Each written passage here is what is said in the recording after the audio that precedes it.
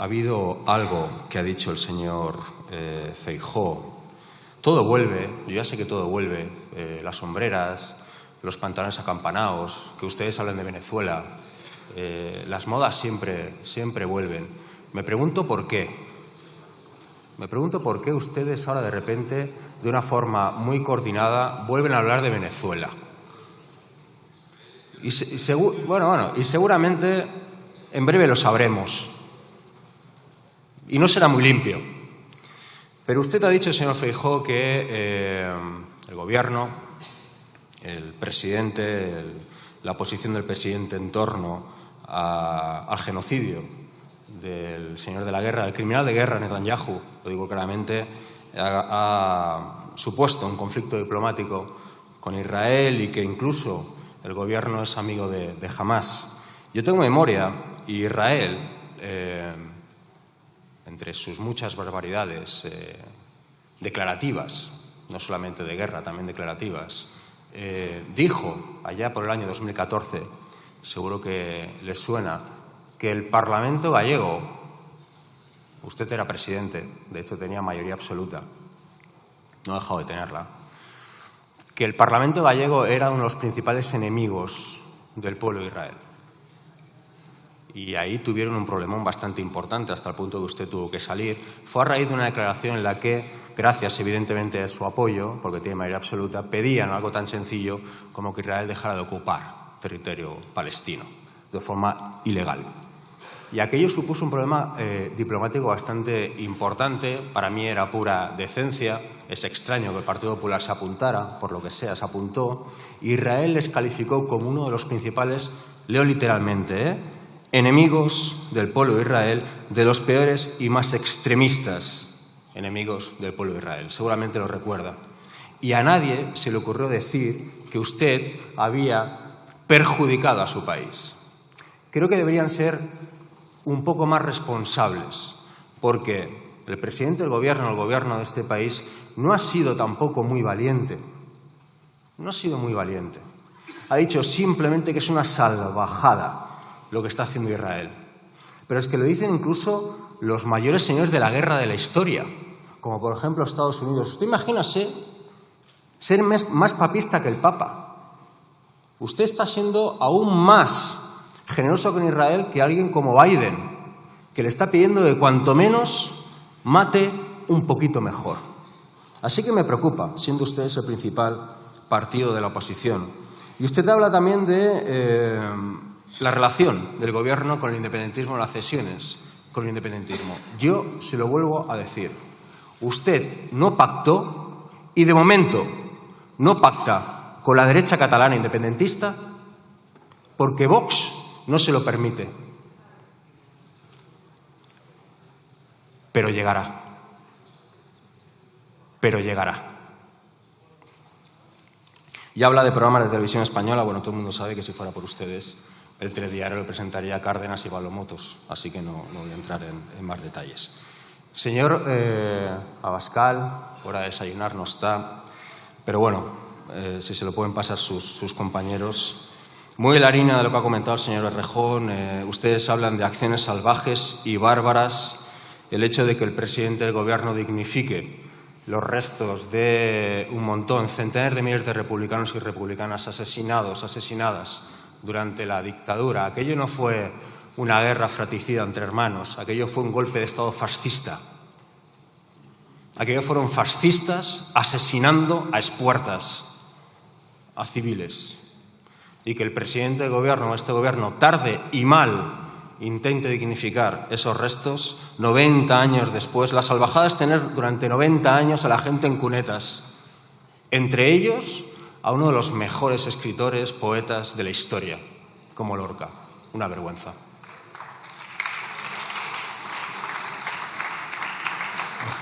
Y sí, lo digo claramente porque el señor Abascal ha dicho que no. A mí me parece vergonzoso lo que hizo el Gobierno, las dos partes de este Gobierno con el Sáhara. Me parece vergonzoso. Y algún día seguro sabremos por qué. Europa. Si queremos hoy, señorías, hablar en serio y hablar claro de Europa, que es hablar del mundo, si queremos hoy hablar en serio de lo que está sucediendo en nuestro entorno, más allá de nuestras peleas particulares y a veces muy miserables, tenemos que hablar de guerra, tenemos que hablar de Israel, de Ucrania, y tenemos que hablar de clima, también de clima. En breve estaremos a 45 grados a la sombra. ¿Quién quiere estar en un sitio, en un país en el que se está a 45 grados a la sombra? Pero vayamos con la guerra. Les podría aquí citar datos de muerte en Gaza, como si fueran datos de la prima de riesgo, como aquello que se hacía. Y lo haré, pero creo que lo voy a resumir con una frase que se va a entender perfectamente. Lo que está sucediendo en Palestina, lo que está sucediendo en Gaza, se puede resumir en una frase. Gaza es el coto privado de caza de Israel frente a los ojos del mundo.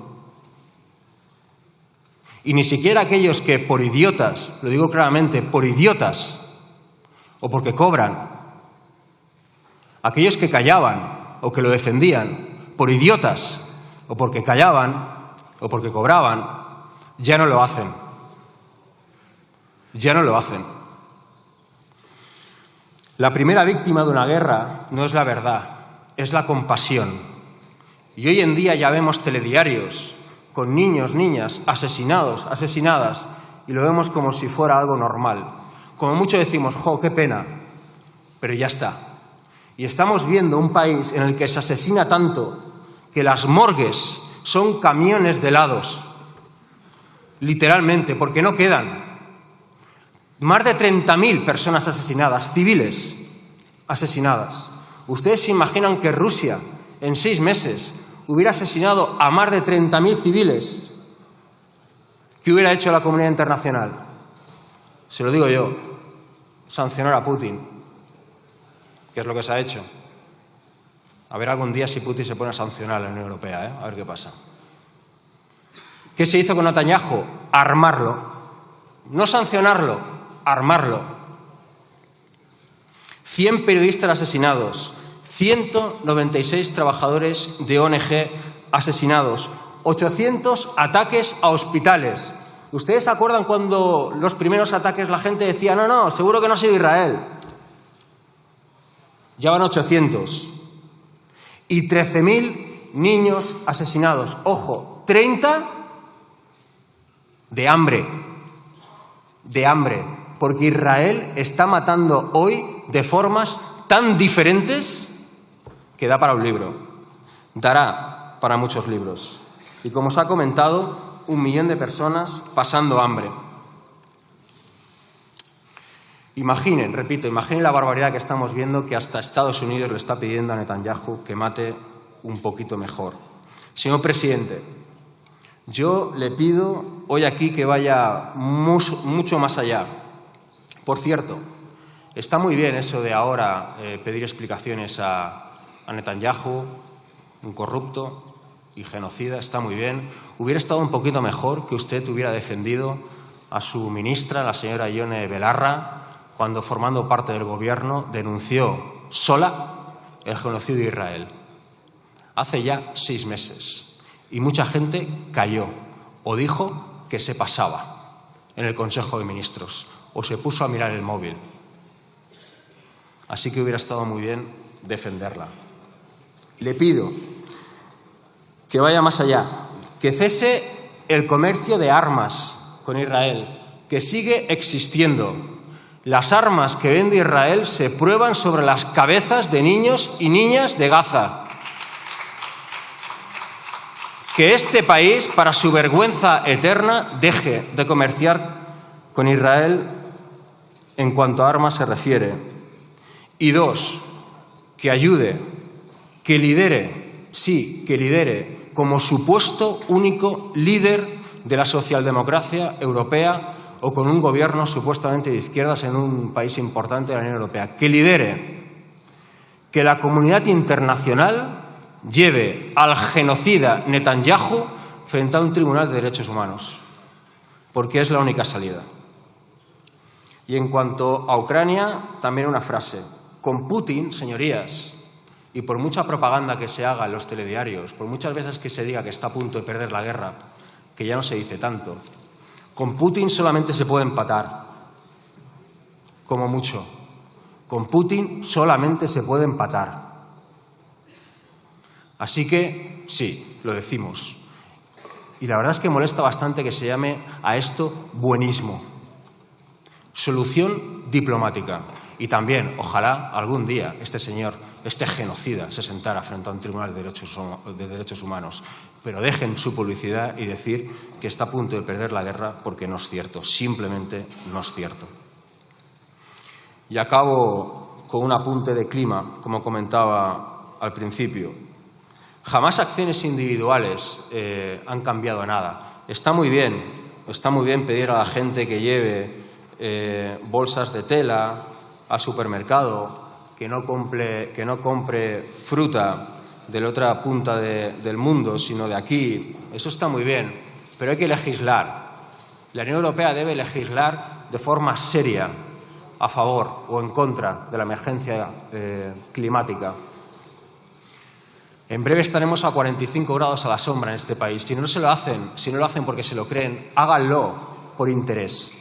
Este país sobre todo vive del turismo, como tantos otros. ¿Quién va a querer venir a este país asándose en verano?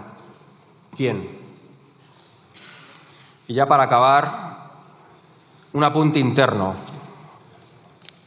El feixisme és feixisme encara que tingui una estelada com un camió així darrere.